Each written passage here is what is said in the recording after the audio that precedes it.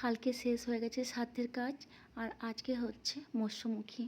আজকে অনেক লোকজন আসবে, তো সকালবেলায় কিছু রিচুয়ালস আছে। যতক্ষণ না পর্যন্ত ওই রিচুয়ালস পালন করে আমি স্নান করতে পারবো, ততক্ষণ পর্যন্ত আমরা শুদ্ধ হতে পারবো না।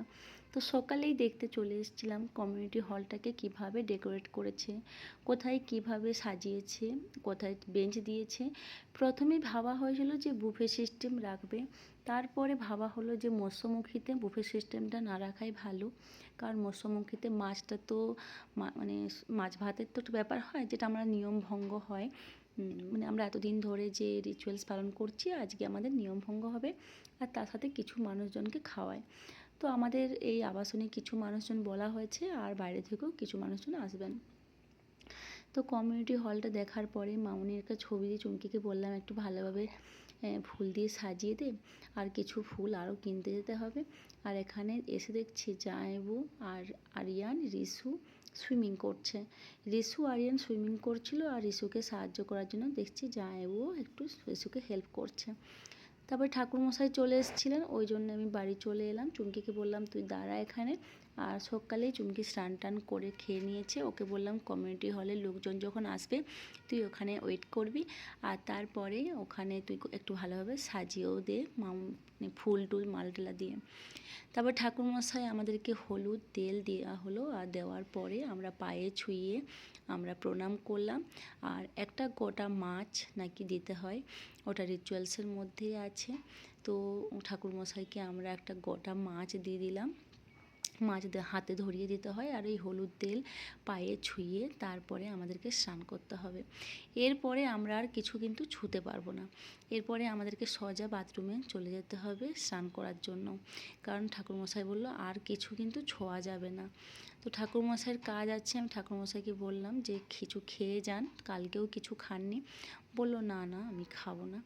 তারপরে আমরা স্নান করতে চলে স্নান হয়ে যাওয়ার পরে আমরা ব্রেকফাস্ট করে নিলাম, আর তারপরেই আমাদের লোকজন আসতে স্টার্ট করে দিয়েছিল।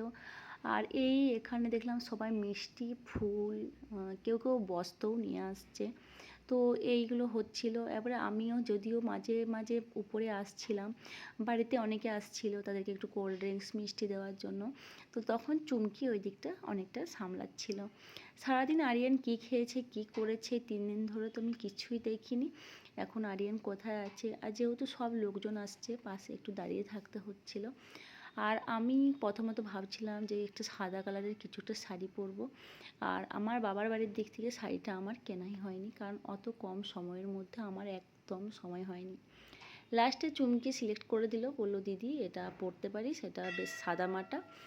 যেহেতু এটা মৎস্যমুখী আর লোকজনও আসবে, তো সেই জন্য একটু সিম্পলের মধ্যে, কোনো গর্জাস হবে না। আর বেশিরভাগ শাড়ি আমার সব গর্জাস আছে, আমার সিম্পলের মধ্যে শাড়ি খুব কম। তো চুমকি বললো দিদি এটা ভালো লাগবে, তো এই শাড়িটাই আমি পরে নিয়েছিলাম। আর সবাই আসছিল। লাস্টে আমি আরিয়ানকে বললাম সারাদিন তো তুই কি খেয়েছিস না খেয়েছিস জানি না, সবাই যখন খেতে বসেছে তোকে একটু খাইয়ে দিই। তারপরে এই সব লোকজন যেতে যেতে 5টা বেজে গেল। আর এবার আমরা ভাসাতে যাব। এই ফুল মালা আর ঠাকুরমশাই আরও কী সব জিনিসপত্র যেগুলো দিল সেইগুলো সব ভাসাতে যাব পুকুরে। আর এখানে যে মৎস্যমুখীর ভাত মাছ দেওয়া হয়েছে ওইগুলোও দিতে যেতে হবে পুকুর পাড়ে। তো এখন বাবার সবাই বললো, তখন বললো তাড়াহুড়োর মধ্যে মালা টালা পরাতে পারিনি, এখন তাহলে মালা পরিয়ে দিই। তো আমরা এখন সবাই একটা ফটোও তুলে নিচ্ছিলাম মামুনির সাথে। এটাই মানে এটাই যাই হোক, তারপরে আমরা সবাই মিলে সব কমপ্লিট করার পরে মামুনি তুমি যেখানেই থাকো ভালো থেকো, আর আমাদেরকে আশীর্বাদ করো। তোমাকে খুব মিস করছি গো মামুনি, কথা বলতে পারছি না আমি। তারপরে আমরা সবাই ফটো তোলার পরে ওই মামুনির সাথে আরিয়ান রিসু বাবা এইসব করতে করতে 6টা 6:30 বেজে গেল। আর সন্ধ্যের পরেই যেহেতু যাওয়া যায় না, তাই আমরা তাড়াতাড়ি করে চলে গেলাম ঘাটে।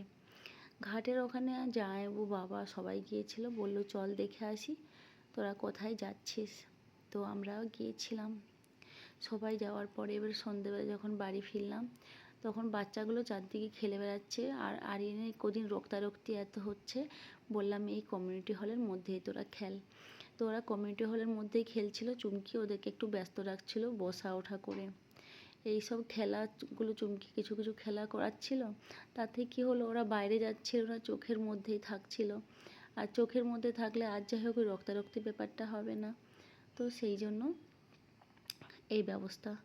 তো এখন মামনির একটা আমরা যে ফুলটা দু সাইডে ছিল ওটা রেখেছি, ওটা বলেছি কাল সকালে ফেলে দেবো। কারণ একদম মানে ফটোটা মালা ছাড়া থাকবেই, কেমন লাগছিল।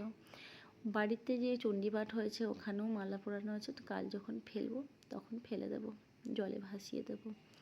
এখানে বাবা শুয়ে পড়েছে, খুব টায়ার্ড হয়ে গেছে। সন্তানকে বলছিলাম যে চলো বাড়িতে গিয়ে শুয়ে পড়বে। এখন যেহেতু বাচ্চাগুলো, আর এই যে বাচ্চাটা এ ক্লাস 12-এ পড়ে, ওকে দেখেই সবাই হাসছিল যে ও 12-এ পড়ে আর 3-4-এ পড়ে, এদের সাথে বাচ্চাটা মানে ছেলেরা কীরকম মিশে গেছে। তারপরে ওদের একটা মিউজিক্যাল চেয়ার খেলালো, আমাদের চা পাঠালো, মাসি চা পাঠিয়েছিল, বিস্কিট পাঠিয়েছিল, আমরা চা বিস্কিট খেলাম। আর বাবার বন্ধুরা বলছিল ভেজিটেবল চপ নিয়ে আসতে, কিন্তু ভেজিটেবল চপ আমাদের মানে বেড়েছিল, কিন্তু ওরা আর দেয়নি। কারণ আমাদের যতগুলো লোক বলা হয়েছিল তার হাফ লোকজন এসছিলেন, তো অনেকটাই বাড়া উচিত ছিল। বাট ওরা মনে হয় কাঁচাগুলো বাড়ি নিয়ে চলে গেছে আর ভাজেনি, জানি না, কিন্তু বাড়েনি যে আমি দিতে পারবো মানে ওদেরকে ভেজিটেবল চপ। যাই হোক, অনেকবার চাইলেও দিতে পারিনি, কিন্তু মানে ছিল না বাড়িতে, তো কীভাবে দেবো। তারপরে বাড়িতে আসলাম, বাড়িতে এসে খাওয়া দাওয়ার ব্যবস্থা করছিলাম।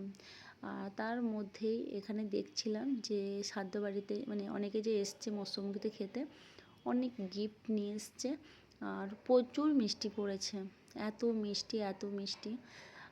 এটা সন্তানের জামা, এটা আমার একটা কুর্তি, আর বাবার পাঞ্জাবি, সন্তানের জামা। তো টাটা, দেখা হবে অন্য ব্লগে, টাটা।